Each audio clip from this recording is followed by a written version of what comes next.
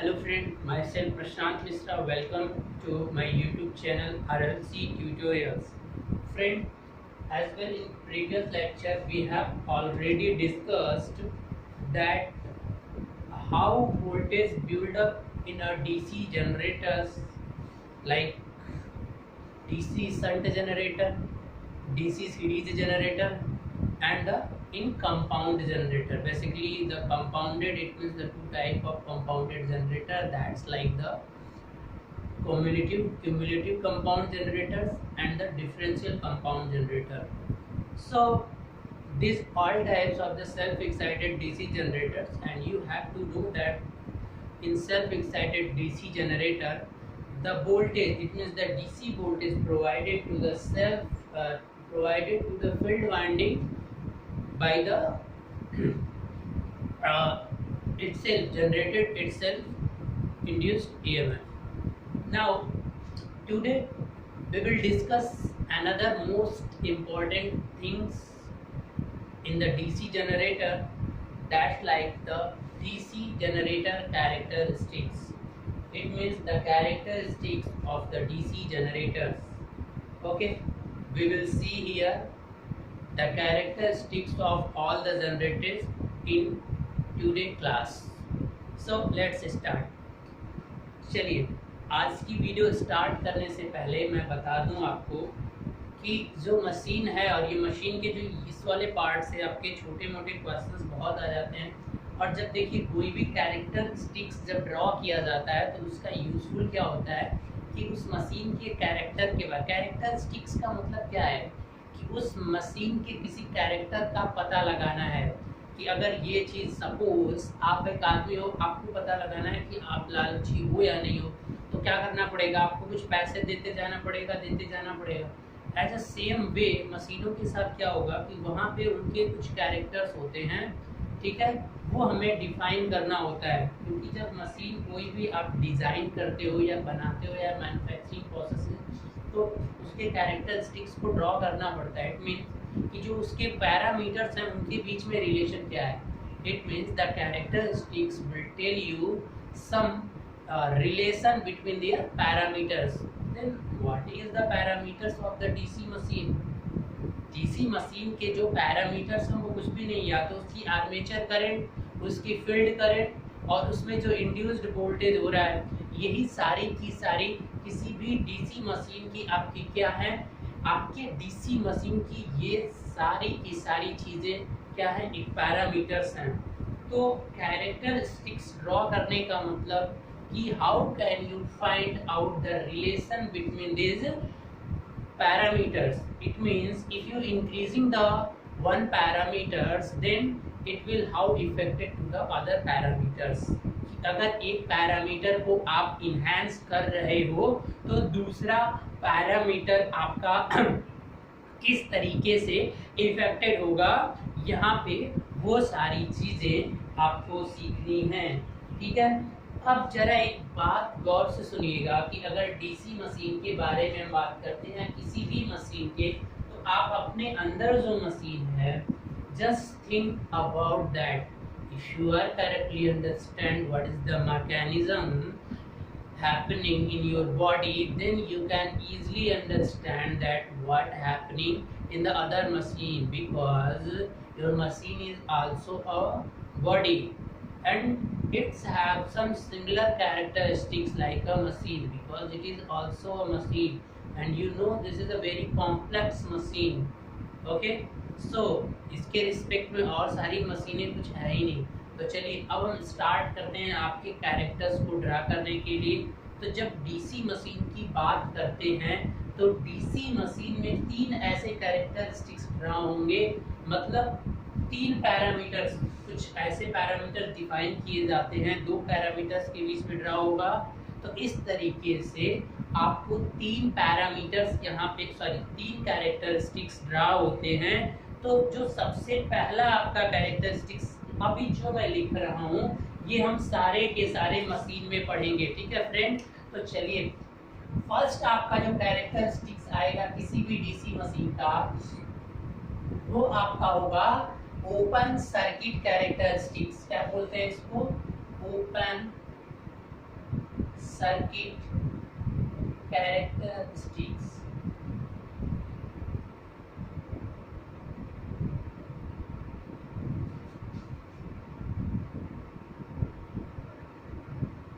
ठीक है, या इसको OCC, ठीक है दोस्त। या इसका एक दूसरा भी नाम है, इसका दूसरा नाम क्या है कि अगर OCC का दूसरा नाम की बात करोगे तो वो होगा नो लोड सैचुरेशन कैरेक्टरिस्टिक्स। मतलब वो क्या होगा कि no load saturation characteristics, no load saturation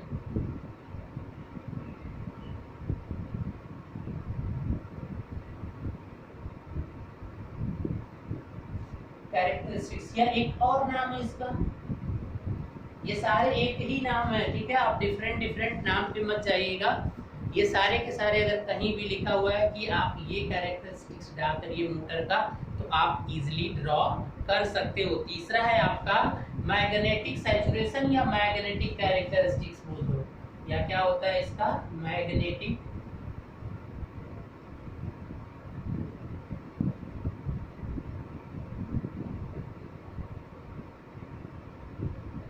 चलिए अब हम बात करें कि ये जो OCC है ये ड्रॉ किसके बीच में होता है। तो ये ड्रॉ होता है बिटवीन, देखो मैं between induced EMF, between induced EMF and field current, and field current. मतलब आपका इजी वर्सेस इसके बीच में ड्रॉ होगा फील्ड करंट, और दूसरी कंडीशन की एट नो लोड। यानी इस कैरेक्टरिस्टिक्स में हमें क्या सीखना है, इसमें हमें रिलेशन पता चलेगा इंड्यूस्ड EMF और फील्ड करंट के बीच में। मतलब किस तरीके से एक इंड्यूस्ड EMF के बढ़ने से आपका जो जनरेटेड वोल्टेज है उस पे क्या इफेक्ट पड़ेगा।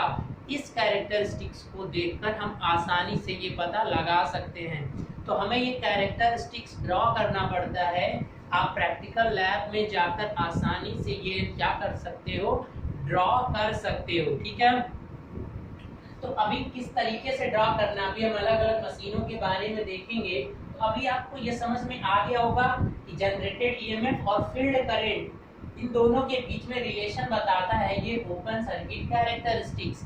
तो इसके बारे में मैं थोड़ी चीजें यहाँ पे आपको क्लियर कर देना चाहता हूँ कि अगर आप ये ड्रॉ कर रहे हो तो ये सिमिलर होगा आपका मैग्नेटाइजेशन कर्व, क्योंकि ये एक्चुअल में जो ये प्लॉट किया जाता है ये एक्चुअल में मैग्नेटाइजेशन कर्व ही होता है, जो कि फील्ड कोर पे आप मटेरियल का सिलेक्शन किए हो तो उस मटेरियल का जो MMF और आपका BH कर्व ड्रॉ कर रहे थे ये भी कुछ सेम वही होता है।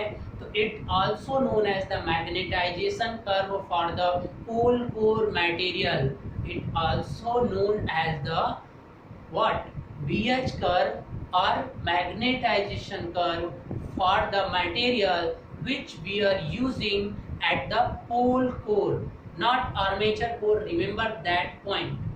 जो पोल कोर होता है उसका मटेरियल आपने लिया है एक फेरोमैग्नेटिक मटेरियल ही होता है।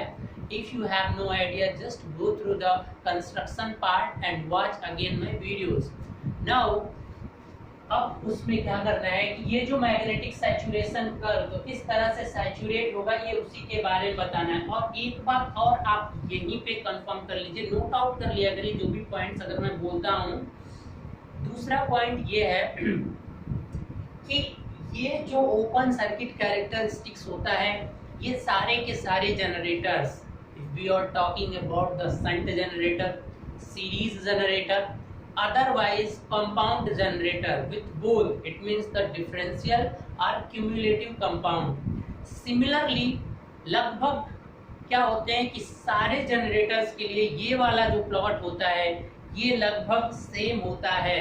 तो पहली आप ये चीज तो एकदम माइंड में बैठा लीजिए कि जब भी ये ड्रॉ होगा ये ओपन सर्किट कैरेक्टरिस्टिक्स, तो या तो वो सीरीज जनरेटर हो या वो सीरीज जनरेटर हो या शंट जनरेटर हो या कंपाउंड जनरेटर हो, सारे के सारे केसेस में ये वाला जो कैरेक्टरिस्टिक्स होगा यानी ये जो प्लॉट होगा इजी जनरेटेड ईएमएफ और आईएफ का विथ नो लोड, ये ऑलवेज सिमिलर होगा। अप्रॉक्स थोड़ा सा वेरिएशन देखने को मिल सकता है डिफरेंशियल कंपाउंड जनरेटर में, but you can assume approximately same. So remember that point, otherwise you will confuse, because यहाँ पे सारे के सारे जो कैरेक्टरिस्टिक्स ड्रा होंगे उनको ये रिमेंबर नहीं करना है। अभी मैं उसको बताऊंगा, रटना नहीं है, क्योंकि ये चीज़ें हमें कॉन्सेप्ट बिल्डअप करने में भी हेल्प करेंगी। अभी हम एक डिटेल से देखेंगे। तो ये वाला जो डायग्राम, ये वाला जो कैरेक्टरिस्टिक्स है ओसीसी, ये मैं केवल एक मशीन का बताऊंगा, ठीक है, बाकी सबका सिमिलर होगा। तो इसलिए ये मैं बार बार नहीं बताऊंगा, तो प्लीज नोट दैट पॉइंट कि that is a similar. Okay, now come to the next characteristics of a DC generator. Now if we are talking about the second characteristics, that is known as the internal characteristics. Internal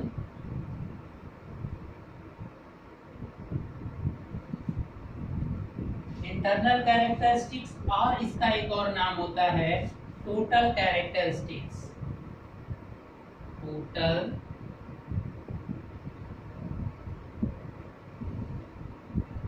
characteristics.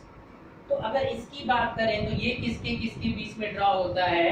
आपका terminal voltage जो होगा यानी VT induced EMF आप बोल सकते हो, ठीक है, इंड्यूस्ड ईएमएफ और IA induced EMF easy after, यहाँ पे एक चीज बहुत इंपॉर्टेंट होगी, आफ्टर आर्मेचर रिएक्शन।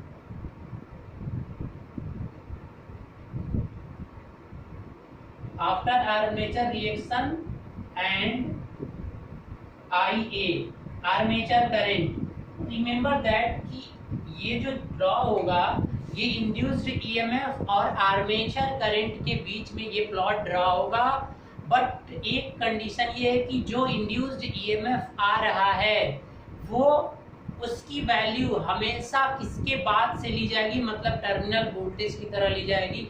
एक ड्रॉप होता है आर्मेचर रिएक्शन। देखिए इसके बारे में अभी एक दो वीडियो के बाद में पूरा डिटेल से इसका एनालिसिस होना है। What is the armature reaction in DC machine. Actual में जो आर्मेचर कंडक्टर्स होते हैं उन आर्मेचर कंडक्टर्स में जैसे ही करंट फ्लो होने लगता है तो उसका खुद का एक मैग्नेटिक फील्ड क्रिएट हो जाता है, और वो जो मेन मैग्नेटिक फील्ड है जिससे कि इंड्यूस्ड ईएमएफ जनरेट हुआ है वो उसी का अपोज करने लगता है। मतलब क्या है कि जो आपकी मेन फील्ड है, फील्ड का फ्लक्स जो है वो कमजोर होने लगता है। यही प्रोसेस जो होती है कहलाती है आपकी armature reaction. It means the effect of the armature magnetic field on the main magnetic field is known as armature reaction. Due to this, कुछ अमाउंट में क्या होता है कि मशीन में ड्रॉप होती है, क्योंकि आपका जो इंड्यूस्ड ईएमएफ जनरेट होता है वो फ्लक्स की वजह से ही जनरेट होता है, और कोई ऐसा फैक्टर आ जाए जो उसी को कमजोर कर दे तो इसका मतलब आपके मशीन का जो वोल्टेज है वो और कम हो जाएगा। आपकी इफिशिएंसी बहुत हाई है और आपको कोई फैक्टर है जो कि आपको उसको कम करने की कोशिश कर रहा है, तो होगा क्या कि आपकी इफिशिएंसी तो डिक्रीज होनी ही होनी है। As a same manner when we are talking about the generators, there comes to the armature reaction process by through there are some losses occurs, or you can say the drop, like जैसे IA drop होता है एक armature में, जिस तरीके से आपकी resistance होता है और जब उसमें करंट फ्लो होती है तो कुछ ड्रॉप वहाँ पे होता है, सेम उसी तरीके का एक ड्रॉप आर्मेचर रिएक्शन की वजह से भी मशीन में आती है। और ये तभी आएगी फ्रेंड जब मशीन को आप लोडेड करोगे। अनलोडेड के केस में, नो लोड के केस में क्या कोई करंट फ्लो होती है? आर्मेचर कंडक्टर्स में जब कोई लोड आप नहीं दोगे तो कोई भी करंट वहां पे प्रोड्यूस नहीं होगी। तो नो लोड के केस में आर्मेचर रिएक्शन कभी भी नहीं आएगा। Remember that point. Now come to the here कि जनरेटेड ईएमएफ।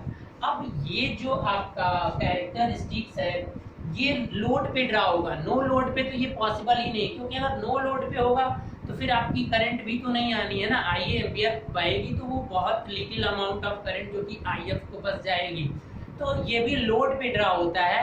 बस उसमें भी एक कंडीशन है कि आप अकाउंट में आर्मेचर रिएक्शन को काउंट करने के बाद EMF को काउंट करोगे, मतलब वो ड्रॉप घटाने के बाद से। ठीक है, आई समझ में? IaRa इसमें कंबाइंड नहीं होगा। अब एक और लास्ट होगा। देखिए ये वाला जो आपका कैरेक्टरिस्टिक्स है ये फॉर डिजाइनर के लिए ज्यादा सुटेबल होगा। ये for mostly for designers, for designer.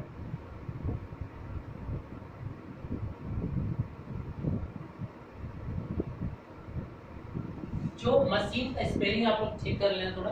Machine की जो आपका डिजाइनर होता है ये वाला कैरेक्टरिस्टिक्स उसके लिए ज्यादा इंपॉर्टेंट रोल प्ले करता है। ठीक है, तो अभी आपके एग्जामिनेशंस में जो मोस्टली पूछे जाते हैं वो इसके बारे में कभी कभी क्वेश्चन आ जाता है कि what is the internal characteristics. अगर इंड्यूस्ड ईएमएफ में हम आर्मेचर रिएक्शन को कंबाइन करके और आर्मेचर करंट के रिस्पेक्ट में एक प्लॉट खींचते हैं तो उस प्लॉट का क्या नाम होगा? एक्सटर्नल कैरेक्टरिस्टिक्स, इंटरनल कैरेक्टरिस्टिक्स, इस तरीके से ऑप्शन मिलेंगे। तो चलिए इसके बारे में हम देखेंगे अभी आगे। बस इतना याद रखना कि इसमें जो इंड्यूस्ड ईएमएफ होता है उसमें आर्मेचर रिएक्शन को कंबाइन करना होता है। ठीक है, बट IaRa ड्रॉप अलाउड नहीं होता है। तो अब देखिए थर्ड वाला जो है बहुत मोस्ट इम्पोर्टेंट है क्योंकि ये सबके लिए अलग अलग होगा। तो थर्ड है क्या कि external characteristics.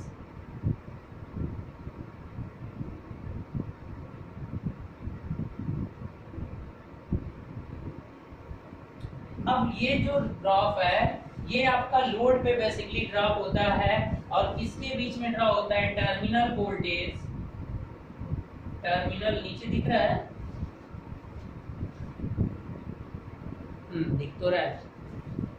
Terminal voltage versus load current.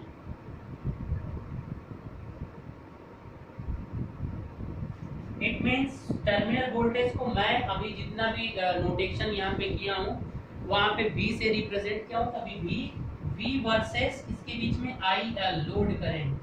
तो देखिए अब ये जो ड्रॉ करने हैं सारे के सारे आपको अब अलग अलग मशीन्स में पढ़ने हैं। तो एक्सटर्नल कैरेक्टरिस्टिक्स आपका जब ड्रॉ होगा तो ये V और IL के बीच में होता है कि ये इजी और IA के बीच में होता है लोड पे ही, और ये लोड पे क्या होता है। तो आपके लिए जब आप किसी ऑपरेशन मशीन का करना चाहते हो तो आपको इस कैरेक्टरिस्टिक्स के बारे में पता होगा। अगर ये कैरेक्टरिस्टिक्स आप ड्रॉ कर देते हो तो आपको बेनिफिट क्या होगा कि आपको वो जनरेटर किस एप्लीकेशन में काम आ सकता है ये आपको पता चल जाएगा। क्योंकि जैसे जैसे लोड बढ़ाओगे आप वैसे वैसे टर्मिनल वोल्टेज पे क्या इफेक्ट पड़ेगा ये वाला प्लॉट ये चीज आपको बताएगा। और अगर ये चीज आपको पता चल गई तो आप आसानी से आप ये पता लगा सकते हो कि वो जनरेटर आप कहाँ पे यूज कर सकते हो। That is the importance of that characteristics for you. But the internal characteristics is properly for those who are design a machine. If you are designing a machine, then you have also to know the total characteristics of the machine. Okay, with the armature reaction. What is the armature reaction? I just send you some one line, but we will explain totally with one lecture after 2 or 3 lectures. So now start.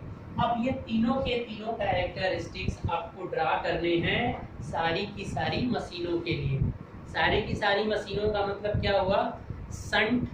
पहले तो आपका separately excited DC generator, फिर आपका shunt DC generator, फिर आपका series DC generator, फिर cumulative compound DC generator, और उसके बाद लास्ट आएगा डिफरेंशियल कंपाउंड डीसी जनरेटर। ठीक है, चलिए तो अब हम एक एक स्टार्ट करते हैं आपका। अब इसमें क्या है कि IARA भी टेकन अकाउंट होता है, इसमें IARA वाला ड्रॉप भी आपका अकाउंट में होता है। ठीक है, चलिए अब देखते हैं पहला।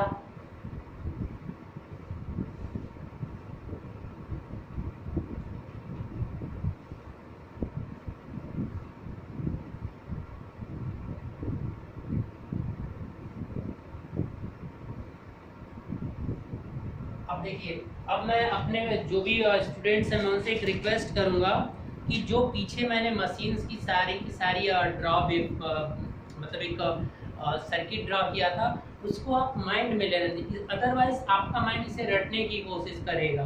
खासकर जो लोग डिप्लोमा या इस फील्ड से, तो इन वेवफॉर्म को ये इस तरह जा रहा है, ऐसा होता है।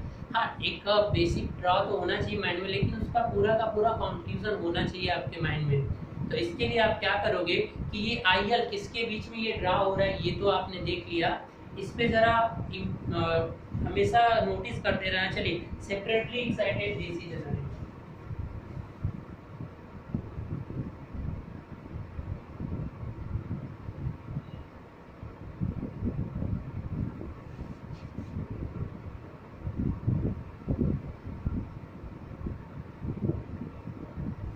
सेपरेटली एक्साइटेड डीसी जनरेटर, और इसमें हम सबसे पहला कर्व कौन सा ड्रा करने जा रहे हैं?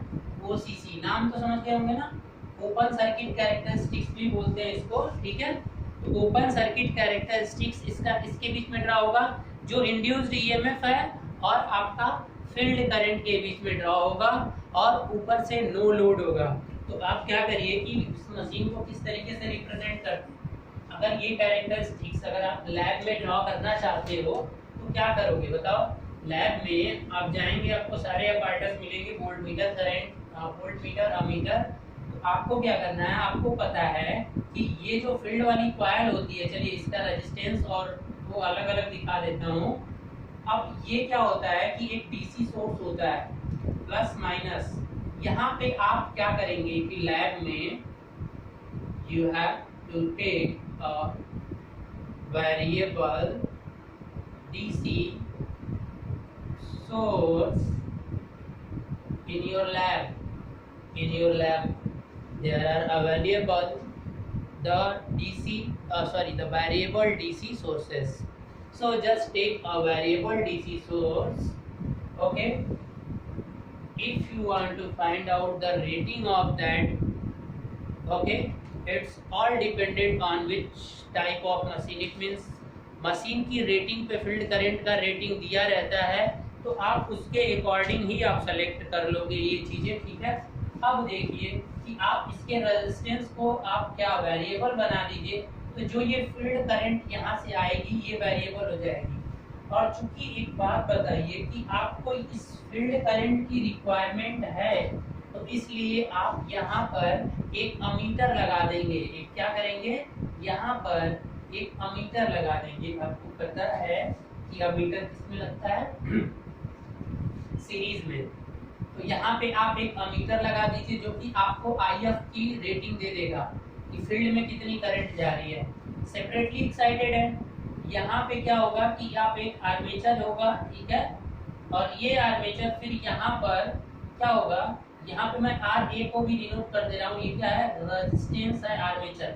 क्योंकि इसके अंदर एक कभी कभी दिखा दिया जाता है, लेकिन चलिए हम अलग से दिखा दे रहे हैं, कोई प्रॉब्लम नहीं। और यहाँ पर एक वोल्ट मीटर लगा दीजिए। यहाँ पे क्या लगा दीजिए? Volt meter. और ये भी क्या करेगा? आपको देगा। अब आप क्या करिए कि एक टेबल बनाइए। ये टेबल किसका बनाना है आपको जरा ध्यान से देखिएगा कि आपको दो टेबल यहाँ से बनाते जाना है। इसमें क्या लिखना है आपको? IF। यहाँ पे क्या रखेंगे? IF, और यहाँ पे V। और ये जो V होगा यही तो होगा EG, क्योंकि नो लोड पे जो होगा, जो EG होगा सेम लगभग वही, कुछ ड्रॉप इसमें होगा।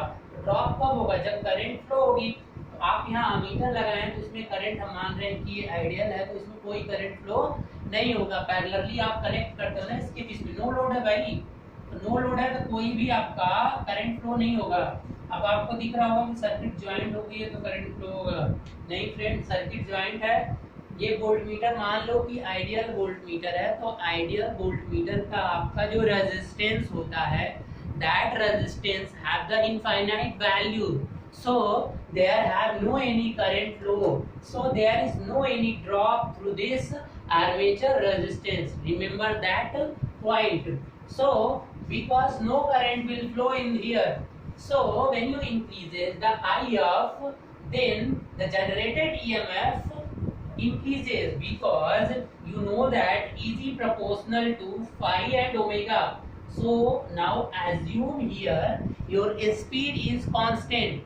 When you are performing these characteristics, you have to assume that's one speed. Machine के स्पीड को कांस्टेंट बना देना, स्पीड को चेंज नहीं करना है। और आपको ऐसा करने के बाद क्या करना है कि ये वेरिएबल सप्लाई जो होगी उसकी एक नॉब होती है, उसको घुमाते जाइए।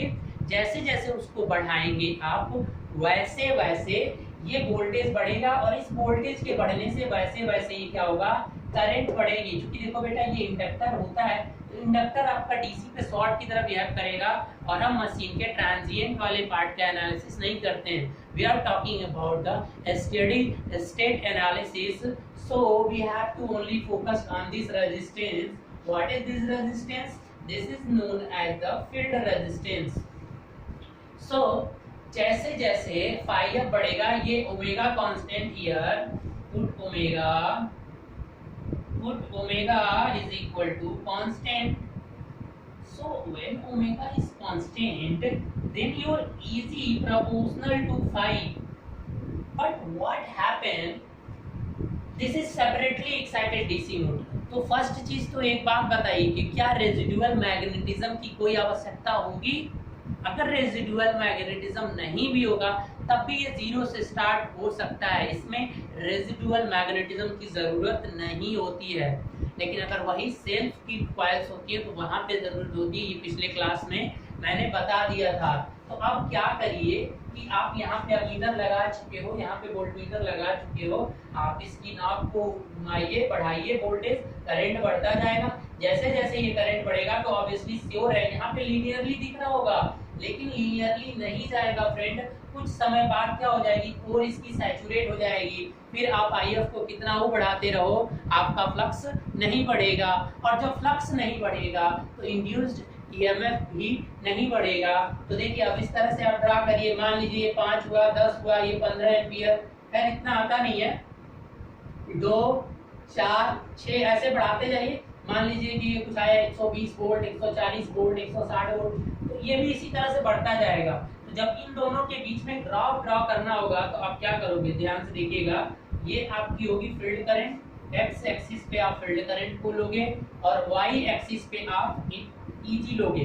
तो क्या होगा कि ये आप जीरो से स्टार्ट कर सकते हो आप, तो जीरो से स्टार्ट होगा और सेम सैचुरेशन वाले कर्व की तरह हो जाएगा। मैंने आपको बताया अपने मैक्सिमम वैल्यू तक पहुंचेगा और उसी को बोल देंगे ई नॉट, नो लोड वोल्टेज। ठीक है, ये जीरो से स्टार्ट होगा क्योंकि ये सेपरेटली एक्साइटेड डीसी जनरेटर है, तो इसलिए। और एक फाइनल वैल्यू पे जाने के बाद से आपका फ्लक्स नहीं बढ़ेगा, और जब फ्लक्स का बढ़ना, क्योंकि कोर सैचुरेट हो जाते हैं, जो फील्ड वाइंडिंग है वो एक पोल कोर पे होती है, और वो पोल कोर फेरोमैग्नेटिक मटेरियल का होता है, तो उसका बिहेवियर क्या होता है। इसीलिए मैंने पीछे कहा था कि यहाँ पे अगर आप सारी चीजें समझ रहे हो ना बेटा, तो मशीन में आगे दिक्कत नहीं है। फिर भी मैं यहाँ पे डिटेल में बता रहा हूँ, लेकिन चीजें थोड़ा सा विजुअलाइज करने की कोशिश करो।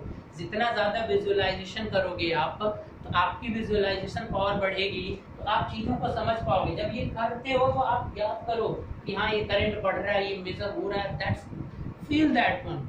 अगर आप ऐसा फील कर रहे हो तो बहुत अच्छा होगा आपको क्वेश्चंस बनाने में या समझने में या लॉन्गर टाइम तक रिमेम्बर करने में। तो आई होप ये चीज समझ में आ गया होगा आपको। चलो भाई क्लोज कर दो। ओपन सर्किट में करंट नहीं फ्लो होगी ना, वैसे यहाँ पे तो करंट फ्लो नहीं हो रही, सॉरी, ये तो आपका वैसे ही यहाँ इनफाइनाइट रेजिस्टेंस का वोल्टमीटर लगा हुआ है। तो आई होप कि समझ में आ गया होगा कि किस तरीके से आप एक ओपन लूप कैरेक्टरिस्टिक्स ड्रॉ करेंगे। ठीक है, ओपन सर्किट कैरेक्टरिस्टिक्स। यहाँ तक किसी को डाउट? अगर यहाँ तक डाउट हो तो आप बताइए, नहीं तो आप आगे इंटरनल कैरेक्टरिस्टिक्स अब यहाँ पर जो है आर्मेचर करंट और लोड करंट दोनों इक्वल टू है। आगे क्या है आपका, चलिए यहाँ पे एक बात याद रखिएगा कि यही चीजें थोड़ी थोड़ी याद रखनी है कि जैसे ही मैं सेपरेटली एक्साइटेड डीसी जनरेटर की बात कर रहा हूँ, तो इस केस में जो लोड करंट होता है वो आर्मेचर करंट दोनों एक दूसरे के इक्वल होते हैं। सब जगह नहीं होगा, यहाँ पे देख लीजिए, यहाँ से अगर लोड कभी दोगे तो यहाँ पे तो लोडेड नहीं है, अगर इसमें करंट फ्लो होगी तो ये बात याद रखिएगा। चलिए अब हम चलते हैं इसका लोड सैचुरेशन कर्व। एक और लोड इस पे ड्रॉ होगा, एक और इसका इंपॉर्टेंट देखिएगा जरा, लोड सैचुरेशन कर्व। यानी इसी मशीन को सेम ऐसे ही रहने दीजिए। अब यहाँ पर क्या कर दीजिए कि एक लोड लगा दीजिए। तो जैसे ही आप लोड लगाओगे बेटा, देखिए अब मैं थोड़ा सा, अगर ये हो गया हो तो मैं इसे थोड़ा सा मिटाऊं यहाँ पे, क्योंकि चीजें कॉम्प्लेक्स हो जाएंगी ना बेटा। अब इसी का फर्स्ट पार्ट का ही एक और चीज, इसका सेपरेटली एक्साइटेड का एक और बता दें, क्योंकि लोड सैचुरेशन कर्व इसी का पार्ट है, ओपन का ही पार्ट है लोड सैचुरेशन कर्व। इसे भी जरा सा देख लीजिए क्या होता है, लोड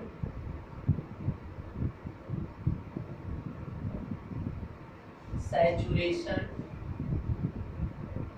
कर्व। इसको मिटाता हूं। अब नो लोड पे नहीं, अब लोड पे यही सैचुरेशन कर्व लोड पे खींचना है, मतलब मशीन को कुछ लोड प्रोवाइड करा देनी है, ठीक है, और फिर यही ड्रॉ करना है। देखिए करना क्या है कि यहाँ पे एक लोड लगा दीजिए, मान लीजिए रेजिस्टिव लोड लगा दिया RL। अब इसके क्रॉस यहाँ वोल्टमीटर तो चाहिए आपका, ठीक है।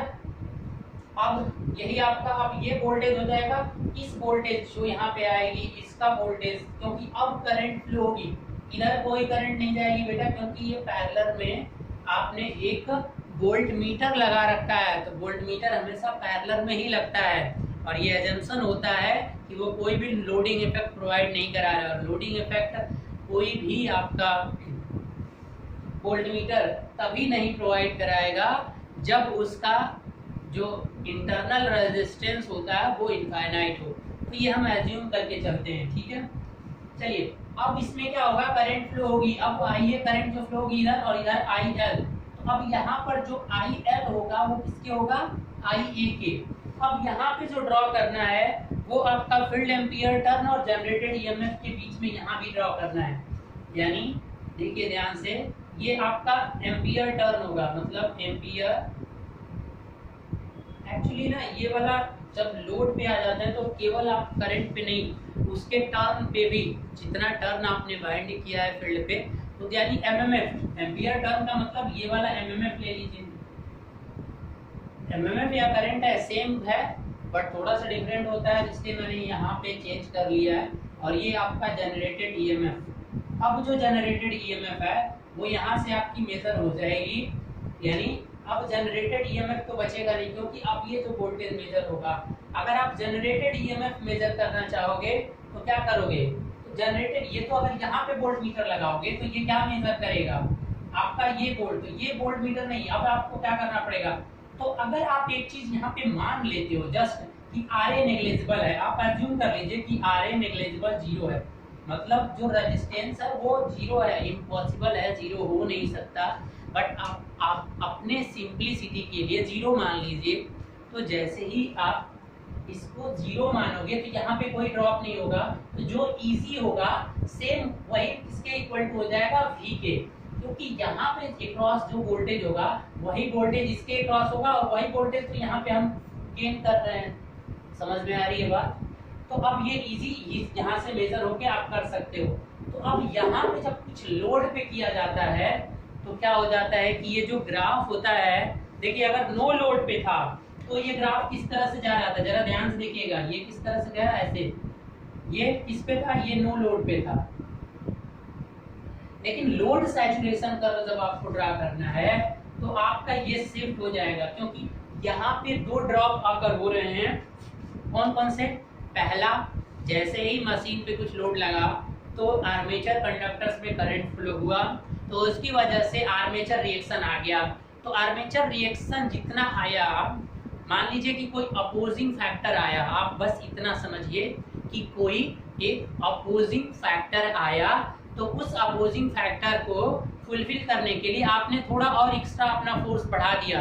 अब वो फोर्स कहाँ से बढ़ेगा? मान लीजिए कि ये एम्पियर टर्न क्या किया कि कुछ कंपनसेट कर दिया, इसने कुछ इसका पार्ट नुकसान हो गया उसको कंपनसेट करने में। तो इसलिए अब जो ग्राफ स्टार्ट होगा तो जो भी ड्रॉप होंगे तो उसकी वजह से ये ग्राफ जो स्टार्टिंग पॉइंट होगा वो शिफ्ट हो जाएगा due to the compensation, due to the fulfil of the compensation to that drop. First drop is armature reaction drop and the second drop is IARA. But you are assuming here the IARA drop is negligible. So let us assume first and after that what will happen then we'll see.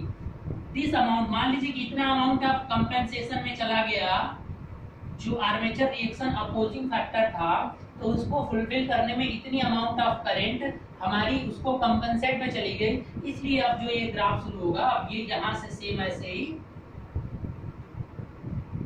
समझ में आया बात? ठीक है।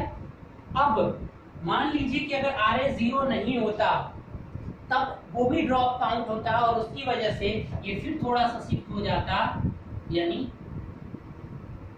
तो ये हो गया आपका लोड सैचुरेशन कर्व। ठीक है, तो मान लीजिए कि अगर यहाँ पे पॉइंट वो था, ये वाला पॉइंट ध्यान से देखिएगा, ये वाला E0 था, मतलब नो लोड पे इतना मैक्सिमम इंड्यूस्ड ईएमएफ था।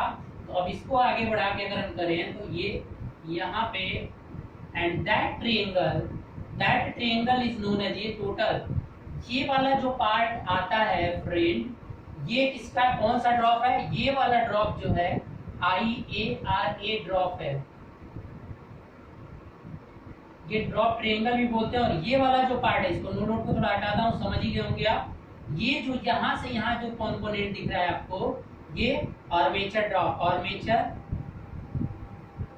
आर्मेचर रिएक्शन ड्रॉप, इस तरीके से। और ये टोटल ड्रॉप, क्योंकि अब जो मशीन आपकी चलेगी वो इस लोड में चलेगी, मतलब इस टर्मिनल, ये आपका VT, ये एट लोड पे आपका टर्मिनल वोल्टेज घट जाएगा और वो इतना अमाउंट क्या हो जाएगा, उसमें ड्रॉप की वजह से, दो ड्रॉप आ रहे हैं उसकी वजह से वो अब टर्मिनल वोल्टेज नो लोड पे यहाँ पे था, अब वो शिफ्ट होके यहाँ पे चला जाएगा। बात आई समझ में? तो उसकी वजह से आपका फील्ड करंट भी क्या हो जाएगा, थोड़ा अमाउंट में इनहैंस हो जाएगा। तो फील्ड करंट को भी उसके अकॉर्डिंग एडजस्ट करना पड़ता है। तो that is the load saturation curve, this is also a part of the saturation curve. Okay, so remember that point and this both for same, nearly same for the all generators. so अब बारी बारी से इसका explanation मुझे हमेशा नहीं करना है। चलिए अब हम चलते हैं आपके दूसरे कैरेक्टरिस्टिक्स पे।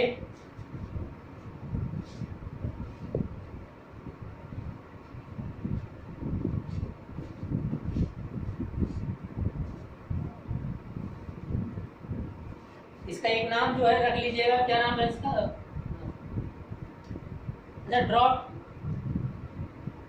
Drop reaction triangle. इसको जो बोलते हो बेटा, ये बोलते क्या हो? Drop reaction triangle, drop reaction triangle. I hope कि समझ में आ रहा होगा आपको। देखिए सारी की सारी चीज़ें हम बहुत धीरे धीरे चल रहे हैं, वो धीरे धीरे ये, क्योंकि ये वीडियोस मैं होप करता हूँ कि सबके लिए बहुत बेनिफिशियल हो। और किसी को लग रहा है ये बहुत स्लो चल रहा है तो वो कृपया स्पीड को क्या करें, अपने आप 1.5 टाइम्स कर दीजिए। जैसे ही आप स्पीड 1.5 कर दोगे तो आपके लिए बेटर है। और जो लोग स्टार्टिंग से एक बेस बना रहे हैं तो उनके लिए तो मैं बता ही दे रहा हूँ कि ये आपका शिफ्टिंग क्यों होता है, ठीक है, किस तरह से कंपेंसेशन प्रोसेस शुरू होते हैं इस मशीन में। चलिए अब क्या करना है कि अब इंटरनल आपको देखो,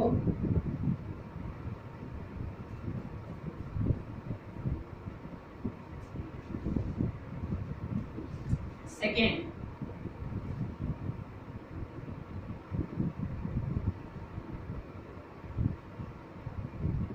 इंटरनल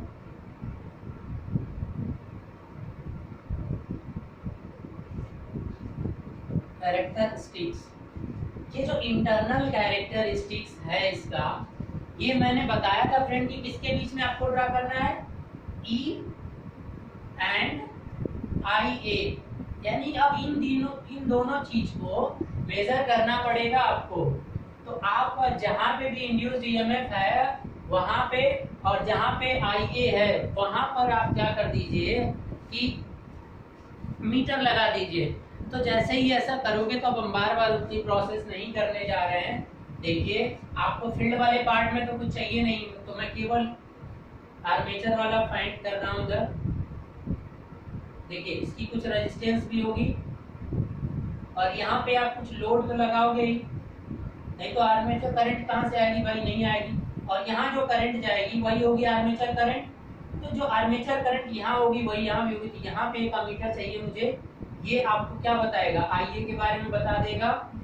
और आपको एक इंड्यूस्ड ईएमएफ मेजर करना है, और वो भी आफ्टर आर्मेचर रिएक्शन। तो क्या करो कि इसके अक्रॉस आप एक वोल्ट मीटर लगा दो, इसके अक्रॉस क्या कर दो, वोल्ट मीटर लगा दो। तो जो इंड्यूस्ड ईएमएफ आएगा यहाँ पे, तो वो आर्मेचर रिएक्शन के बाद ही तो मेजर करेगा। सिंपल सी बात है यार कि आर्मेचर रिएक्शन अगर कोई उसके अंदर कितना वोल्टेज आ रहा है, यहाँ से कितना वोल्टेज जनरेट हो रहा है, तो इसके अंदर एक आर्मेचर रिएक्शन की प्रोसेस यानी अपोजिंग वाली प्रोसेस हो रही है। तो ये जो वोल्ट मीटर यहाँ पे मेजर करेगा, सॉरी, वो उसको माइनस करने के बाद ही तो मेजर करेगा। इसीलिए ये वाला जो ड्रॉप होता है ये ऐसे ही क्या है, क्योंकि अगर वो काउंट नहीं करके करना हो तो मेजर करना ही डिफिकल्ट टास्क हो जाएगा आपका। इंड्यूस ईएमएफ को मेजर करना ही डिफिकल्ट टास्क हो जाएगा, क्योंकि वो आप अलग कैसे करोगे, उसके लिए अलग से कॉन्सेप्ट पढ़ना पड़ेगा। ठीक है, तो चलिए अब इन दोनों वोल्टेज और करंट के बीच में ड्रॉ करना होता है। तो एक्चुअल में होता क्या है कि ये आपका क्या ले लीजिए, IA आर्मेचर करंट, और ये क्या होगा, EG आफ्टर आर्मेचर रिएक्शन। यहाँ पे ये चीज मेंशन करना पड़ेगा, आफ्टर आर्मेचर रिएक्शन। क्या होता है आर्मेचर रिएक्शन, अभी बता दिया ना कि एक अपोजिंग फैक्टर है जो कि मेन मैग्नेटिक फील्ड को कमजोर करने का काम करता है। कैसे ये उत्पन्न होता है मशीन में, पूरा का पूरा डिटेल से हम एक्सप्लेन करेंगे, don't worry. So what happened due to the starting when you did not connect this load. Now if you don't connect this load, then what happen, this generator will induce a high amount of induced EMF that in previously we saw E naught। No load पे जो voltage generate हुआ, मान लीजिए कि वो E naught, तो जब IA 0 होगा it means no load. If we are saying armature current is 0 for separately excited DC motor, then what is the meaning of this statement, that your load current is 0. When your load current is 0, now tell me what is the induced EMF, that is no load induced EMF.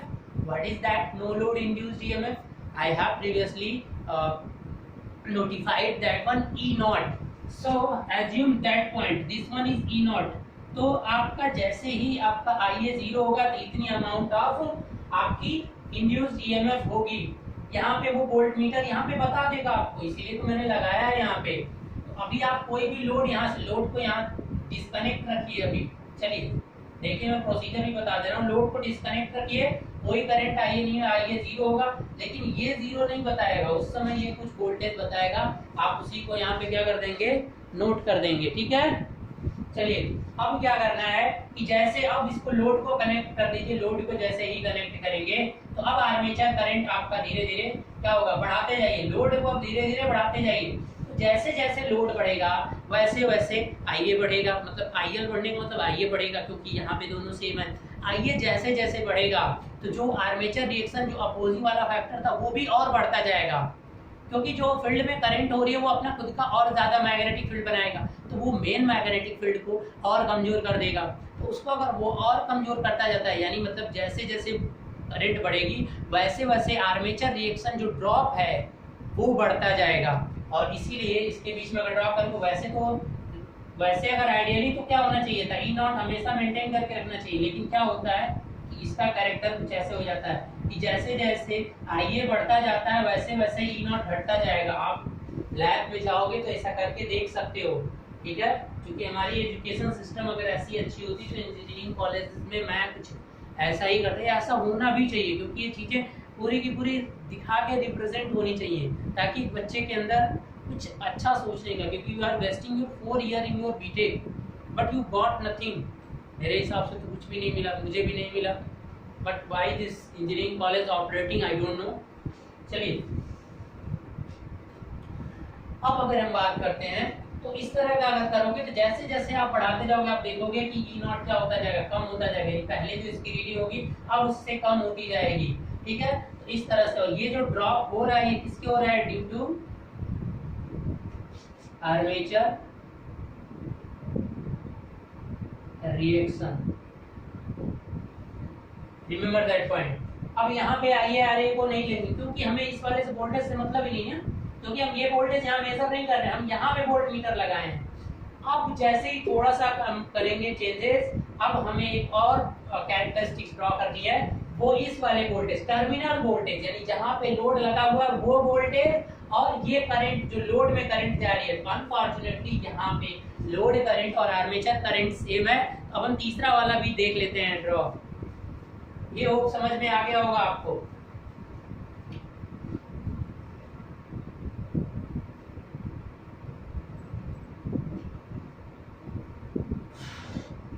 चलिए third, external characteristics.